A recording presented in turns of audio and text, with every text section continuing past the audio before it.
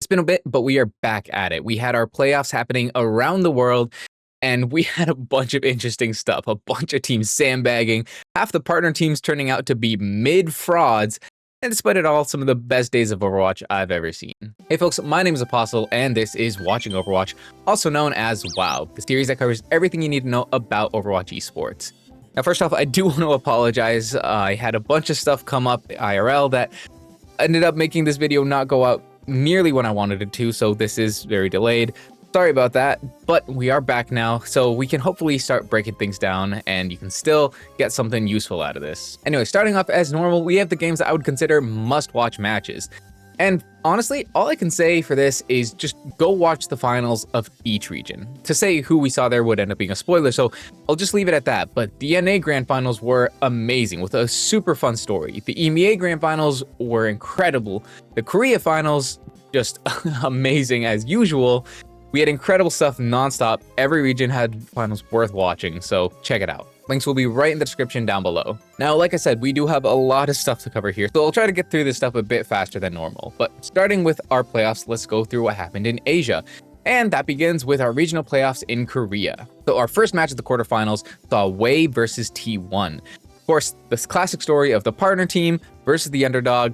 Wei ended up winning this one dominantly 4-1, making T1 the first partner team to be eliminated. They came into the season with a lot of expectations, and at times they did live up to some of them. Proud had amazing performances. Other times they were very disappointing, possibly caused by a less than stellar support line. But you know what? It is what it is. Either way though, they're going to be the first partner team to really drop the ball. Not really what we were expecting. On the other side of things, we saw Crazy Raccoon take a 4-0 over from the Gamer. FTG, of course, being generally solid in the regular season, but not near the level of these top dogs just yet. Our semifinals saw Zeta Division clean up Wei 4-2. So even though Wei are looking great and they're clearly like on that top four, the top three is just still a step above. Our other match though was interesting as Team Falcons went up against Crazy Raccoons. Now this has always been a super close game when these guys face off.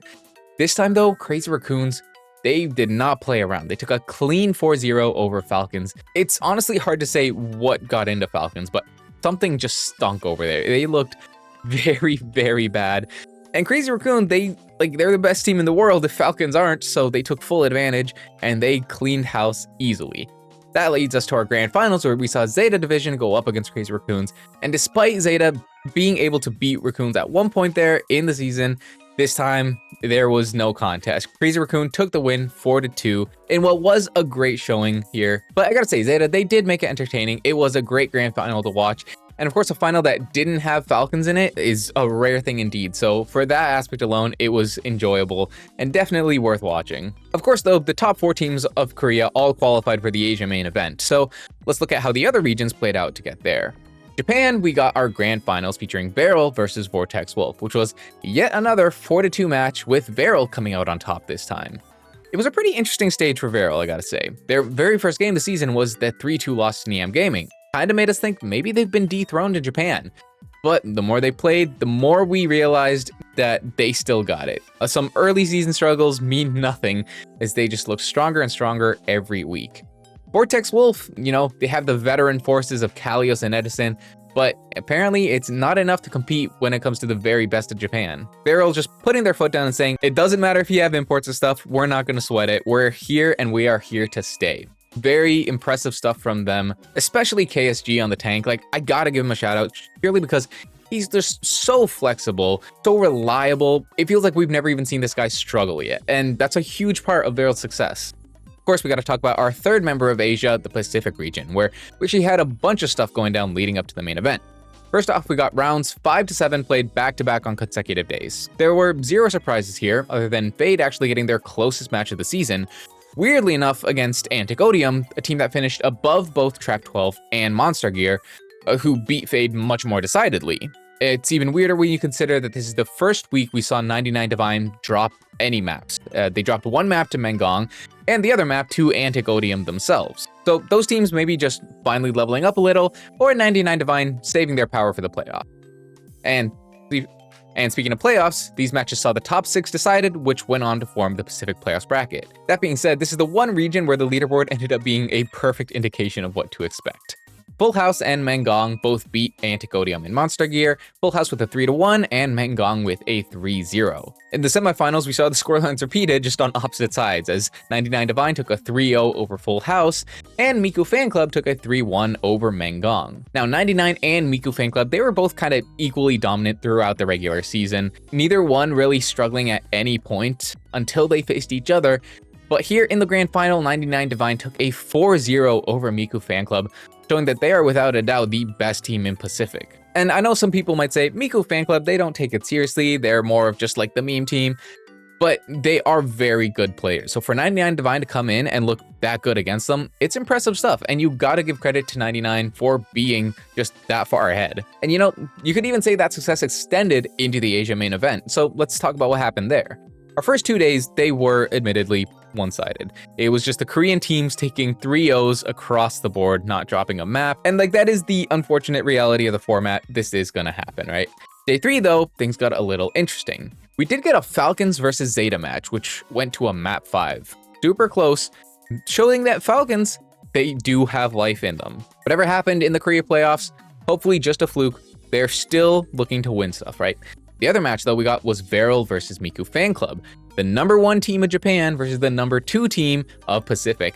Veryl ended up winning that 3-1. A very, very good showing from them. Miku able to take a map, but overall, Veryl definitely showing that they were the better team there. And of course, you might expect that given that, like I said, #1 team versus #2 team. And on day 4, we actually got the reverse of that, where we saw Vortex Wolf go up against 99 Divine. The #2 team of Japan versus the #1 team of Pacific. 99 took the win 3-0. So this actually paints a bit of an interesting picture, since 99's win over Vortex Wolf was actually more dominant than Veryl's win over Miku Fan Club. Does that mean Pacific is better than Japan? Or does it just mean that 99 is that much better, and overall Japan is still stronger? Unfortunately, we didn't get to see the Veryl versus 99 matchup, which I'm sure would have helped answer a lot of those questions. But either way, those two matches were definitely the bright spots of the Asia main event for me. Especially as we get into our playoffs here, it was just a bunch of rematches between the Korean teams. This time, Crazy Raccoons ended up taking a 4-1 over Zeta, and Team Falcons ended up shutting down Wei 4-0, and Zeta then knocked out Wei with another 4-0. So Wei, despite earlier success, looking like they can maybe be competitive with some of these top teams, the top teams decided to just stop playing with their food. Our upper bracket final saw Raccoons versus Falcons, another rematch, which Raccoons still took in another 4-0. So that meant that the Falcons versus Raccoons record at that point was 0-8. Falcons had not taken a single map. Raccoons just looking on another level. But when Falcons got sent to the lower bracket against Zeta, somehow they just got the download, and Falcons 4-0'd Zeta Division. After Falcons' last result, Zeta had a very real chance of winning this here, but Falcons just woke up at the perfect time, and they were firing on all cylinders exactly when they needed to. And of course, following that win, we got to the grand finals, which was our third rematch of Crazy Raccoons versus Team Falcons. Falcons coming off that 0-8 record, like I said, and somehow they won 4-2. Now, it's hard to say what exactly happened here. Did Falcons somehow manage to pull off the most legendary sandbagging of all time in order to actually come in, catch Raccoons off guard, and just completely flip the script on them? Or is Raccoons just some legendary chokers failing to actually win when it matters? Because you gotta remember, during the regular season, it's like almost reliable at this point. During the regular season, Crazy Raccoons will look like the better team. They will win those matches. But when you get to the grand finals, the one place where it really, really matters, that's when Team Falcons is able to find the win. I don't know if they have some kind of plot armor to keep them from losing these finals or what. Crazy Raccoons, maybe they're just legendary chokers, I don't know. Either way though, that has once again led to Falcons being considered the Asia champions. Raccoons fall short. All I can say is this has made me believe now more than ever, there is no way to power rank these two teams. They will always go back and forth. Maybe someday we'll get consistency, but at least this stage was not it. Anyway, with Asia wrapped up, let's move on to EMEA. Of course, our 6 teams here were Virtus Pro, Genji, Team Peps, Alcadzia, Twisted Minds, and the Ultimates. Now, our first match saw Virtus Pro dispatch Genji 3-1. Virtus Pro, of course, continuing their dominant streak from the regular season. They're looking incredible. Genji, of course, they were tied as the #2 spot from the regular season, Unfortunately though, it doesn't look like they're close to touching Virtus Pro. I'm sure you could make a lot of arguments for like how the meta and stuff factored into it, but the fact is Virtus Pro, they're just clearly the better partner team. On the other side of the bracket, Team Peps versus OWCS. Now, like I said, Team Peps also tied for that number 2 spot. We were expecting a pretty good performance here, but OWCS, they really showed up to play as they took the win 3-0. Honestly, it's almost sad that we got this matchup so early, as both these teams could have been considered the dark horse candidates, but OWCS, they didn't want there to be a competition. They wanted to make it clear that they're the better team. And you know what?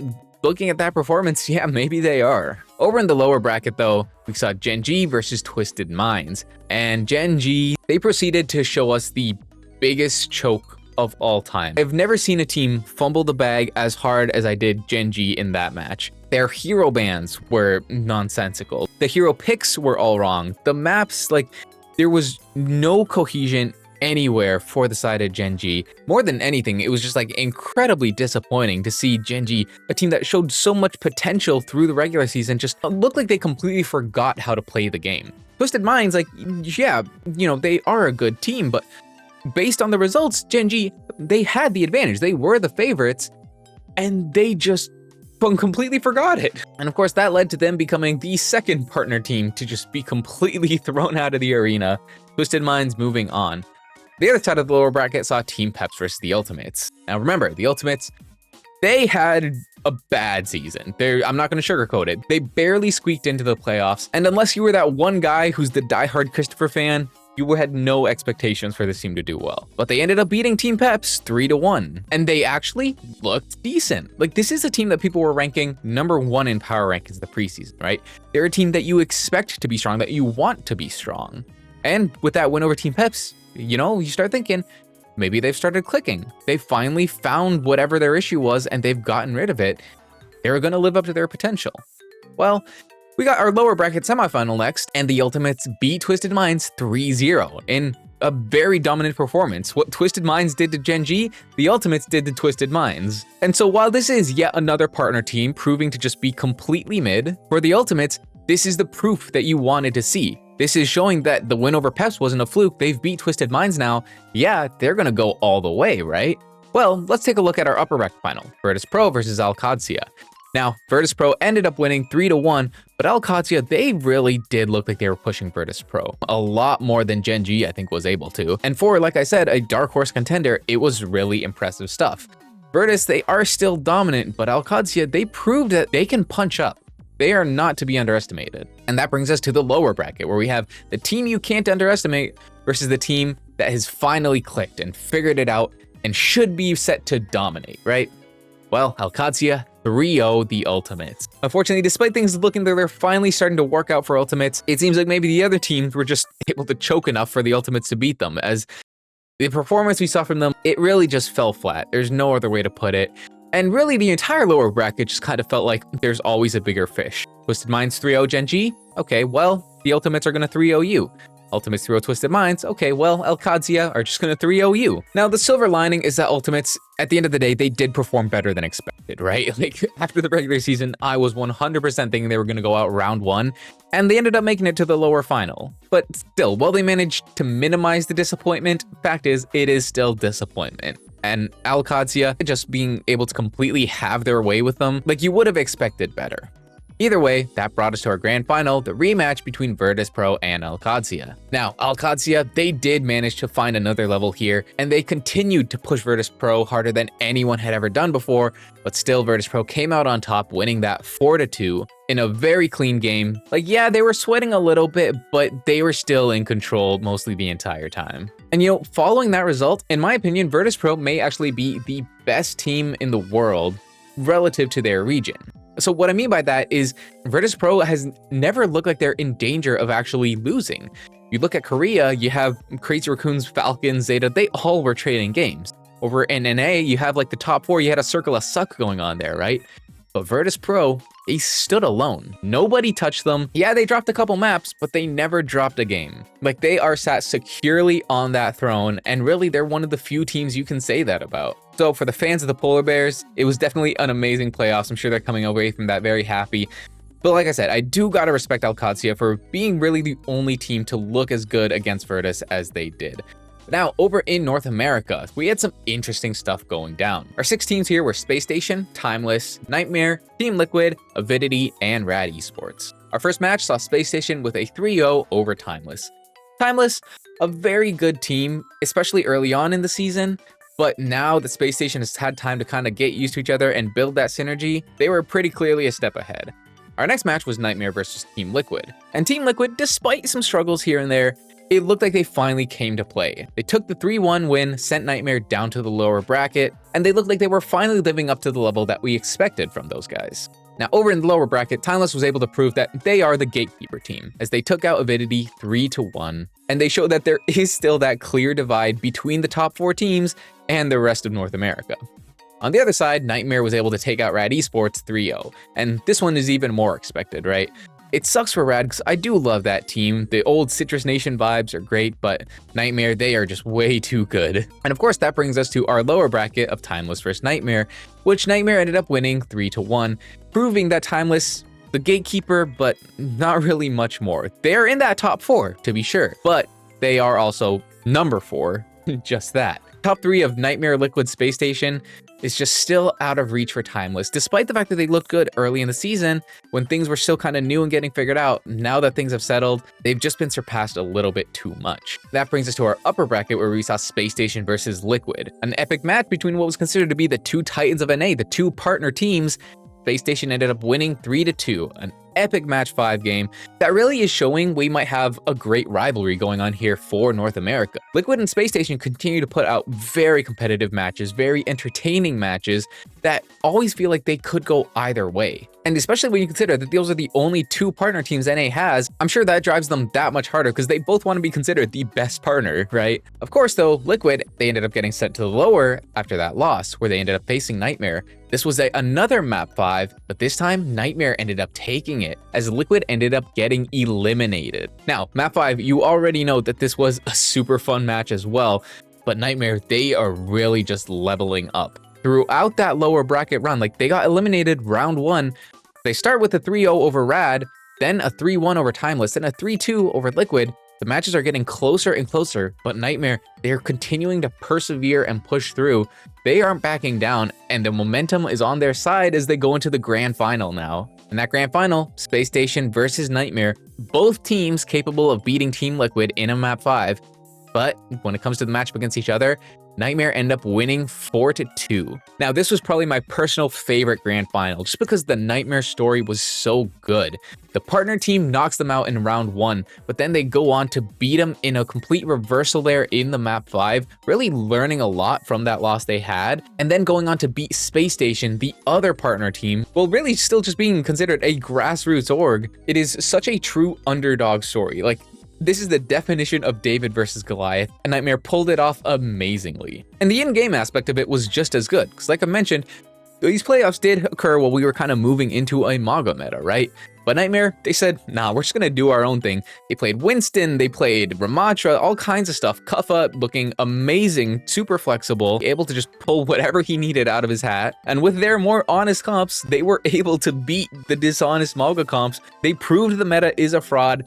And it was just an amazing way to cap off the story that they built for themselves. Really, every region ended up being great. Now, that being said, every region except for Pacific got a 4-2 playoffs. And I don't know how that happened. The scriptwriters apparently just got super lazy, ended up reusing the same thing. But either way, around the world, we got some great Overwatch, so you've got to be happy with that. Just goes to show that we are in a really good state right now. But now with our OWCS results packed up, we do have some other stuff to talk about, namely the FaceIt Masters season. Regular season did wrap up and playoffs are starting, so let's go through the standings and how they relate to the playoffs, starting off with North America. Looking at the standings, you can see Supernova had a very successful regular season, 15-0, not dropping a game, and a plus 40 map record. That's very, very good.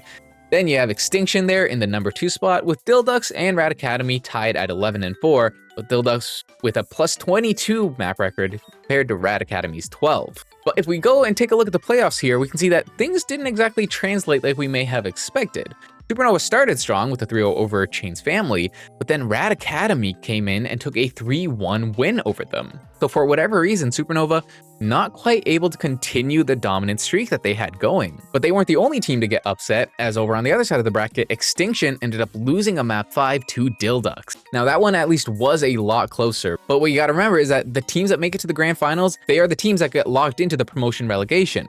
So for Supernova and Extinction to both get sent to the lower bracket that early, it's very surprising, as it now means that only a single one of them will actually be able to make it into the grand final, as either Rad Academy or Dildux is confirmed to now be able to make it there. So I'm expecting both Extinction and Supernova to be fighting tooth and nail to really secure their spot. It should be a fun time. Now across the pond, back in EMEA, we can also see the standings here are pretty much as expected, but with a couple interesting things. First off, in that number 1 spot is TA. For an Orgless team to be doing that well is very impressive, and their players are definitely talented, so it's not too surprising. This is the team with Gucci, Lauren, Kuno, very, very strong players, and it definitely seems like they're able to live up to the expectations we'd have for them.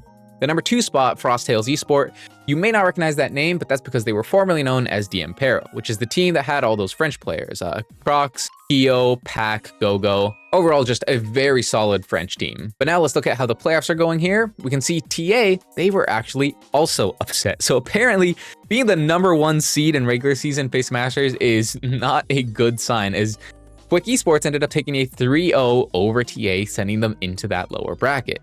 Now, thankfully, unlike North America, Frosttails were able to take an expected win, as they took the 3-1 win over 0907. And their next match will actually be against Quick Esports, figure out who's going to be guaranteed to getting into the promotion and relegation. Now, for Quick Esports, they were the number 4 seed. 0907 was the number 3 seed, so for them to be able to beat Frosttails, it might be a bit of a task, but, they just beat the number 1 seed, so if they really are the new top team, maybe it's actually Frosttails that needs to be wary. In that lower bracket, TA should be able to make a run, but the upset potential is there as well.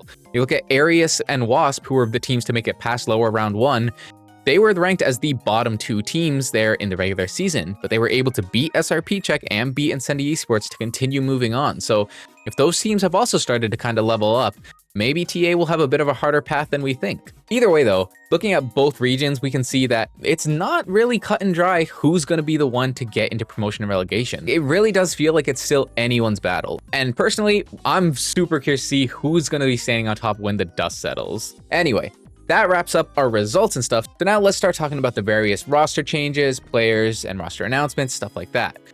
Starting off, we're going to talk about OWCS China, as they've had their top 8 teams fully revealed, and we got a bunch of familiar names. Now, of course, we have the teams we've talked about already, Rock Esports and Once Again, but coming in at a very similar power level is Team CC. This is a team featuring Gaga, Kaneki, Insane, Pineapple, Super Rich, and Faraway. Now, with the exception of Insane, all those players were formerly in the Overwatch League, so you should definitely recognize them, and they're definitely names you're going to want to keep an eye out for. They should certainly be in that top 3, but if things go right for them, they could go even higher. The other teams that have names you may recognize are Super Levi, which actually features Jimmy. Everybody loves Jimmy, we're super glad to see him return, as well as Team XX, which actually has Argon and Blink, who are there as the 2 Korean imports. And rounding out the 8, we have the other teams of Blade, Team Equal, and Little Sheep.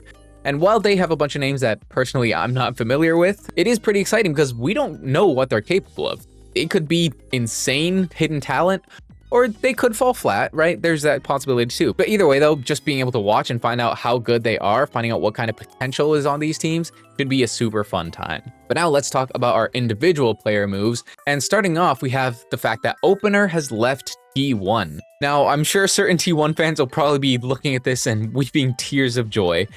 Opener, he was maybe not the greatest fit for T1. I'm not going to go on to slander him since I think he's a very talented player. But yeah, he might not have been the best fit. But yeah, he was maybe a bit of a problem for the team. He was definitely a scapegoat for a lot of fans. So, him moving away, maybe it's for the best. What's interesting though is that he's been replaced with Vigilante. And that's not a mistake, that's Vigilante, the flex support player. So of course that kind of leads to some questions over what the team is planning here. Is Skewed gonna just hardlog Brig and Vigilante is just gonna be the flex support player? Or is Vigilante gonna end up pulling a Violet and just learn main support so Skewed can stay as the flex support? Not sure, but either way, T1 definitely needed some changes, right? Not sure if this is the right change, but it's something, so we'll see how it plays out. Now, speaking of Violet, Violet has actually posted that he is LFT. Now, there are two things that aren't entirely clear yet, at least from what I know. First, is Violet LFT because he's no longer on Zeta, or is he still on Zeta, but he's just wanting to see what options he has, right? Those are both possibilities.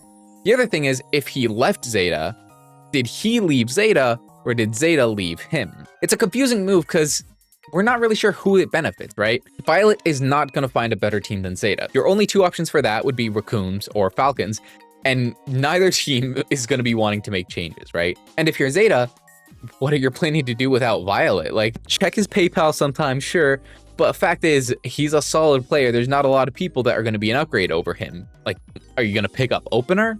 I don't think so. Now, I did see some people say that maybe Violet will actually join T1 and Scoot will end up leaving, so you have a Violet Vigilante support line. That's a possibility, but it is unsubstantiated right now. I haven't seen anything myself to indicate that. Either way though, T1 definitely making some interesting moves. Zeta potentially cooking something up.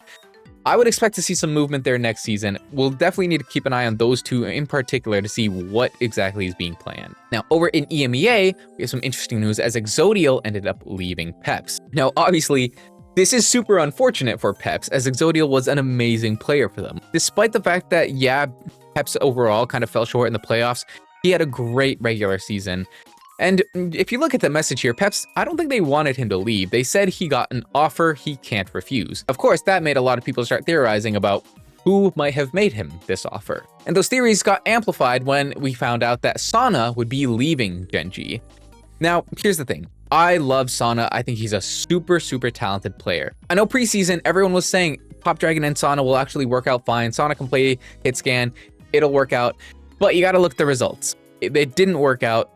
Something had to change, and Sana ended up being the one who had to leave. But he is super good, so I'm really hoping he sticks around in some capacity. Surely some team will be able to pick him up and put his talents to use. Like I said though, all those theories got amplified, and they ended up being confirmed shortly later as Gen.G did officially announce that Exodial would be joining them. And I'm not gonna lie, this is the perfect move for Gen.G. This is what they needed. I really think not having that traditional hitscan player was hurting them. And Exodial, he is absolutely an S tier hitscan in the region, right? So this should be nothing but positive for them.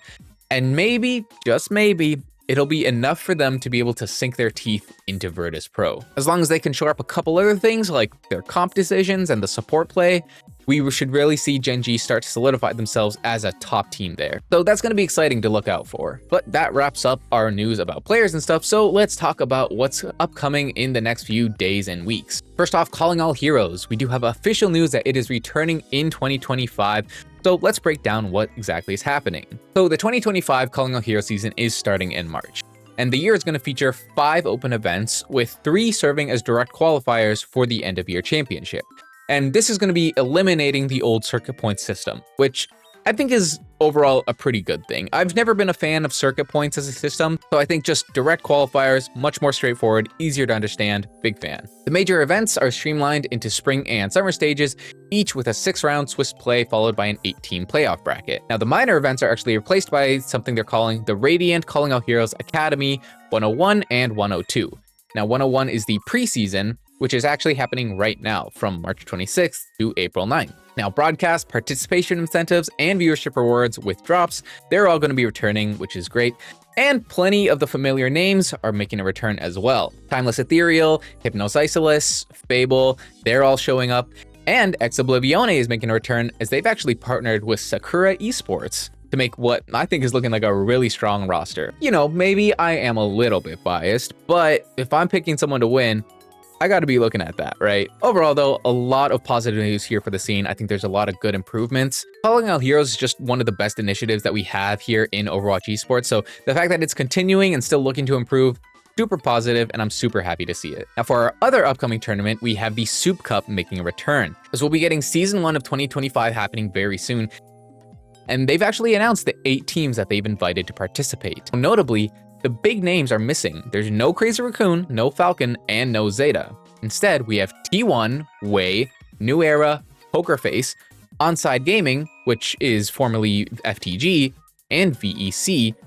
But joining them, we have Virtus Pro and Nightmare. I know, this was a surprise to basically everyone since it has been a long time since a Korean tournament has actually invited people from overseas. But following their recent successes in OWCS, they have been invited, and it is super, super exciting, especially because, like I said, the top 3 is missing. So we have the best of EMEA, the best of North America, fighting against the top of the mid-table Korean teams. Obviously, Korea is the best region, but will the best of these other regions be enough to actually find a win against them? The fact that we can finally find out is super, super exciting. And more than anything, this brings back some real classic Overwatch vibes, right? This is like the OGN Apex type stuff when you had Rogue and Envious, Cloud9 come in to compete against the top Korean talent. That's what this feels like. Heck, I will absolutely be tuning in for this tournament. I wouldn't miss it for the world. And for Virtus Pro and Nightmare, it's an amazing opportunity to continue to improve even more than they already have. And you know what? Outside of the invited teams, there's one team from the open qualifier I want to point out, as Please Not Hero Ban are making another appearance now. This is a full Korean roster this time, so definitely some changes, but I'm assuming the core of Please Not Hero Band is still going to be there, and we do still have Uyu there on the Wrecking Ball, I'm sure. And you know what? If Please Not Hero Band does good enough here, there is a non-zero chance we actually see them in OWCS Korea for next stage. So we're in for some potential cinema. Now, of course, the last thing we ought to talk about is the promotion and relegation. These matches will be happening on April 13th. And they will feature the bottom 2 of each region, featuring against the top 2 of the FaceIt Masters League, like I mentioned. So in EMEA, that's going to be Vision Esports and Sakura. And then in North America, it's going to be Shikigami and Amplify. This is going to be very interesting to watch, since some of these teams, they just barely made it out of the qualifiers into OWCS the first time, right?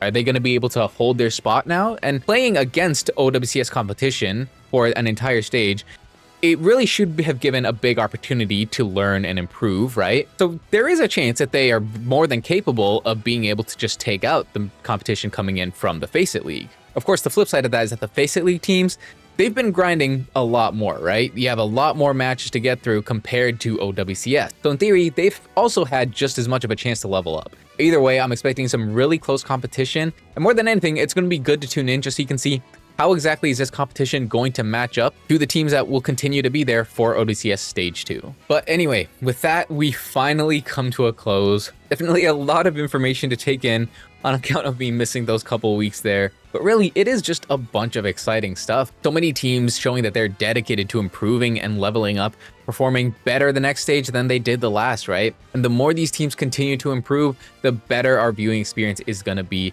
Like between the Masters League playoffs ramping up, the promotion and relegation, and of course the Champions Clash there happening in Hangzhou, there is just so much cool stuff on the horizon, and I can't wait to see it. As always, links to everything I've talked about can be found in the description right down below, so make sure you check that out if you need any more info. And also, you can find a link to my Discord where you can join the community, keep talking about competitive Overwatch. Now, lately, we've been on a kick playing OWCS Duel, which has been a ton of fun, so feel free to check that out. And yeah, that's about all I got for you. With everything we have going on, it might end up being hard to keep track of, but if you miss anything, you don't gotta worry, since that's what I'll be here for. Thank you all so much for watching and for sticking with me after all this time. Hope you enjoyed. I'll see you soon. Take care.